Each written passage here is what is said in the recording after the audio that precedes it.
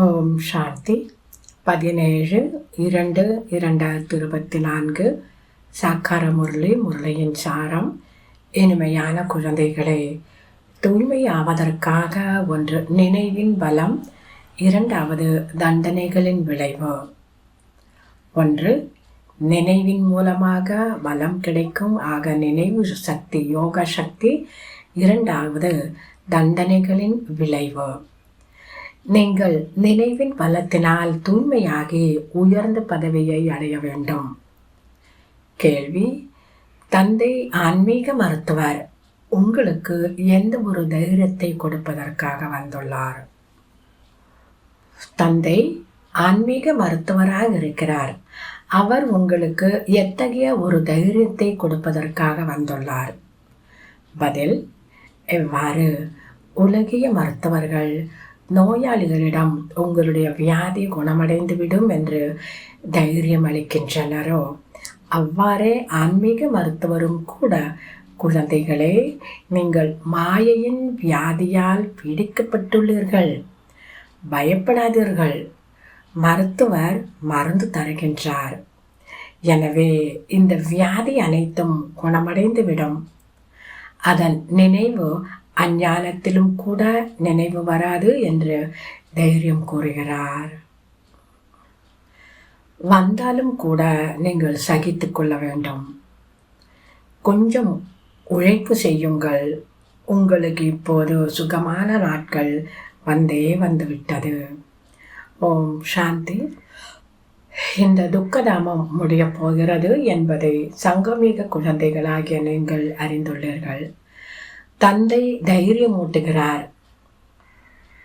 கல்பத்திற்கு முன்பே தந்தை சொல்லியிருக்கிறார், மாமேக்கம் யாத் கரோ, என்னை நினைவு செய்தீர்கள் என்றால் பாவங்கள் குறைந்துவிடும். இதற்கு நான் உத்தரவாதம் என்கிறார். கலியுகத்தின் அழிவு நிச்சயம் ஏற்படும் மற்றும் சத்தியுகமும் நிச்சயம் வரும். இதையும் புரிய வைக்கிறார். குழந்தைகளுக்கு திருப்தியும் கிடைக்கிறது, நிச்சயமும் இருக்கிறது. ஆனால் நினைவில் நிலைக்க முடியாததால் ஏதாவது ஒரு விக்கிரமத்தை செய்து விடுகின்றனர். வீட்டில் குழந்தைகள் சொல்கிறார்கள், தூய்மையாக இருக்க விரும்புகிறோம் என்று. இதை ஆத்மாதான் சொல்கிறது. யாரிடம் ஞானம் இல்லையோ அந்த ஆத்மா சொல்கிறது தூய்மையாகாது.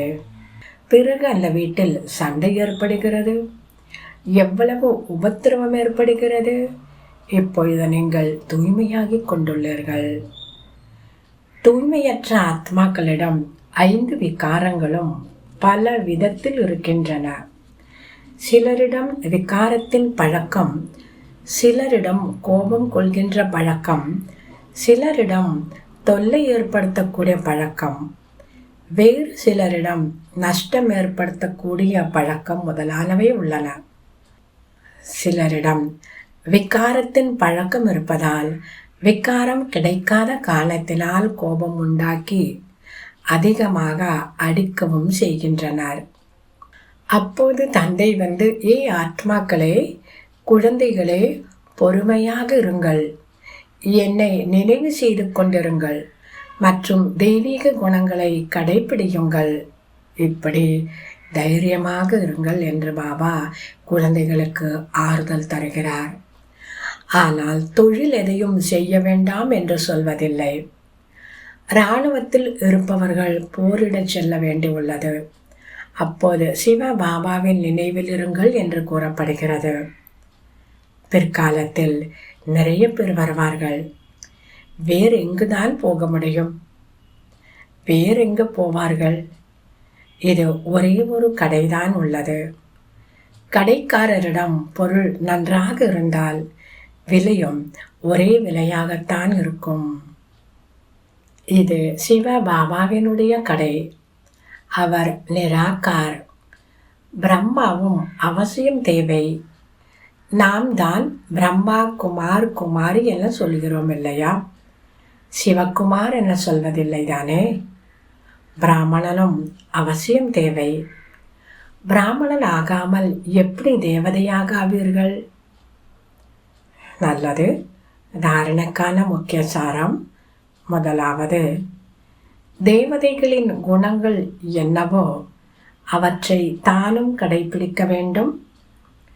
உள்ளுக்குள் என்னென்ன தீய பழக்க வழக்கங்கள் உள்ளனவோ, கோபம் முதலான பழக்கங்கள் உள்ளனவோ அவற்றை விட்டுவிட வேண்டும். விக்ரமத்தை வெற்றி பெற வேண்டும். எனவே இனி எந்த ஒரு தீய செயல்களையும் செய்யக்கூடாது. இரண்டாவது, வைரத்திற்கு சமமாக மேன்மையானவர்களாக ஆவதற்கு ஞான அமிர்தத்தை தானும் பருகி மற்றவர்களையும் பருகச் செய்ய வேண்டும். காம விகாரத்தின் மீது முழுமையாக வெற்றி பெற வேண்டும். தன்னை சத்தோ பிரதானமானவராக மாற்றிக்கொள்ள வேண்டும். நினைவு பலத்தினால் பழைய கணக்கு வழக்குகள் அனைத்தையும் முடித்துவிட வேண்டும். வரதானம். புத்தியை எனது என்ற சுழற்சியிலிருந்து விலக்கி குழப்பங்களிலிருந்து விடுபட்டு இருக்கக்கூடிய பற்றற்றவராக ட்ரஸ்டியாக ஆகுக. புத்தியை எனது எனது என்ற அந்த சக்கரம் சுழற்சியிலிருந்து விலக்கிவிட்டு குழப்பங்களிலிருந்து விடுபட்டு இருக்கக்கூடிய பற்றற்றவராக ட்ரஸ்டியாக ஆகுக. விளக்கம். எப்பொழுது புத்தியாகப்பட்டது ஏதாவது ஒரு குழப்பத்தில் வருகிறதோ அப்பொழுது நிச்சயமாக ஏதாவது ஒரு எனது என்பது உள்ளதென்று புரிந்து கொள்ளுங்கள். எங்கே எனது என்பது வந்துவிட்டதோ அங்கே புத்தி திரும்பிவிடுகிறது. கிரகஸ்தியாகி யோசிப்பதனால் குழப்பம் ஏற்படுகிறது. ஆகவே முற்றிலுமாக பற்றற்றவராக மற்றும் ட்ரஸ்டியாக ஆகிவிடுங்கள். இந்த எனது என்பது எனது பெயர் கெட்டுவிடும், எனக்கு நிந்தனை ஏற்படும். இவ்வாறு யோசிப்பதுதான் குழப்பமடைவதாகும். பிறகு எந்த அளவிற்கு சிக்கலை சரி செய்ய முயற்சி செய்வீர்களோ அந்த அளவிற்கு குழப்பம் அடைந்து கொண்டே செல்வீர்கள். ஆகவே ட்ரஸ்டியாகி இந்த குழப்பங்களிலிருந்து விடுபட்டு விடுங்கள். பகவானுடைய குழந்தைகள் ஒரு பொழுதும் குழப்பத்தில் வர முடியாது. ஆகவே நான் எனது வேண்டாம் இந்த சுழற்சியிலிருந்து விலகி இருங்கள். பற்றற்றவராக ட்ரஸ்டியாகி இருங்கள். ஆக எந்த ஒரு விதமான குழப்பமும் உங்களை தொடவே முடியாது.